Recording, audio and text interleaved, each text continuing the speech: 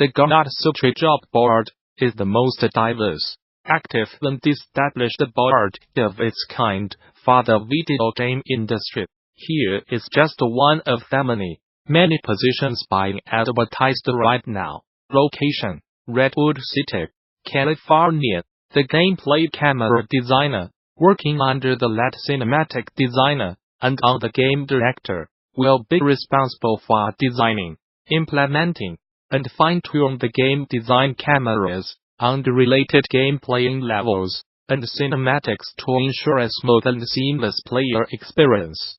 Through a rich and epic narrative experience, the successful camera designer will be able to collaborate with artists and designers to create tools and camera solutions to create a dynamic and living world. Essential duties, competencies, skills, knowledge, essential requirements. Interested? Apply now. Whether you are just starting out, looking for something new, or just seeing what's out there, the Gamasutra job board is the place where game developers move ahead in their careers. Gamasutra's job board is the most diverse, most active, and most established board of its kind in the video game industry, serving companies of all sizes, from indie to AAA. Looking for a new job? Get started here. Are you a recruiter looking for talent? Post jobs here. Photo by Mark Conunsplash. My company recently had an opening for a junior game artist position, and I was really surprised by the amount of interest it received. Over 250 applications in a bit more than a week. Even though we are not exactly a high-profile game developer, as I looked at the applications, I noticed the same kind of oversights kept showing up and often made it difficult to consider those applicants for the next step. I was a junior artist once, but in the past few years, I have had the opportunity to hire over 15 2D and 3D artists. Here's the kind of advice I would have liked to receive when I was fresh out of school and desperate to get a foot in the door. Some tips might seem obvious, but I still decided to include them, because I kept seeing the same spots again and again. Your context might obviously be different, so feel free to discard some of points below. But overall, I hope they will help you land your dream job. The portfolio is by far the most important piece of your application. The thing the company will check first, because it's the fastest way to assess if you are qualified for the job. But somehow it seems a good 5 to 10% of applicants do not provide an easy way to actually see any of their work. Without a portfolio, there's a good chance your application will be rejected right away. You want to work on games, so show how your skills can be applied to games in a very concrete way. Make it easy for the company and present art that relates to the work they might ask you to do once you are in. Characters, menus, or even mock-ups for imaginary games, similar to what you would see on the screenshots on the App Store or Steam. Game jams can be a fun way to enrich your portfolio with such material.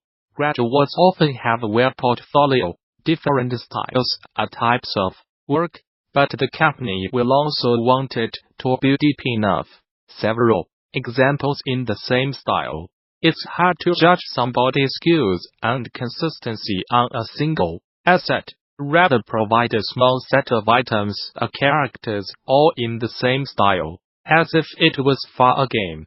Similarly, if your portfolio only contains the few projects you were required to do during your studies, you are going to be at a disadvantage against other applicants who can also present personal projects that are often more valuable to assess the skills of an applicant.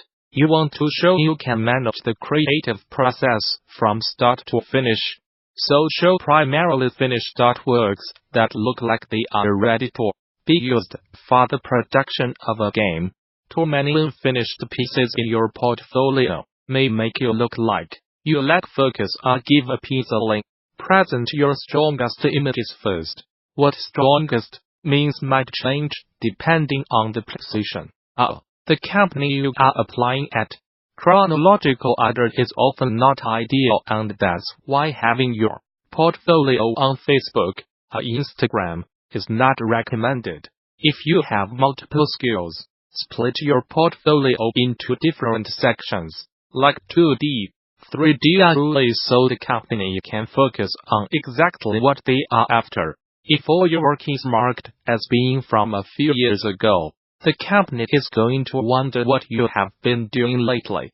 To avoid this, you might even consider not to date your pictures so that they look evergreen. Be wary of using tests you have done for other companies in your portfolio. If they are recognizable, some studios ask for the exact same test for years.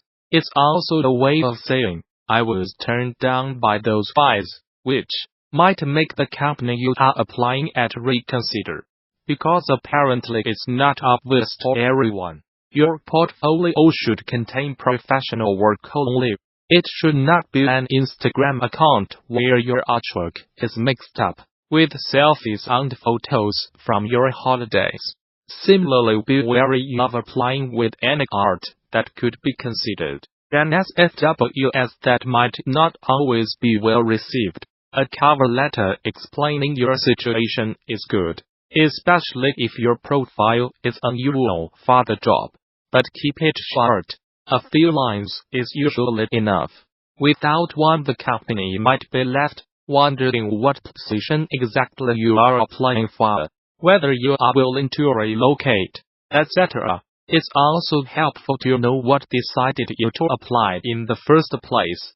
As long as you are relatively honest, excessive flattery is easy to spot, often frowned upon. If you are foreign-based, but are entitled to work in the country you are applying for, mention it.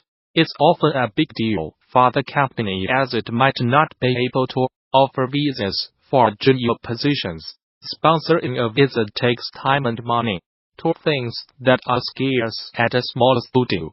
If you have a passport from a different country than the one you currently live in, or have several passports, mention it.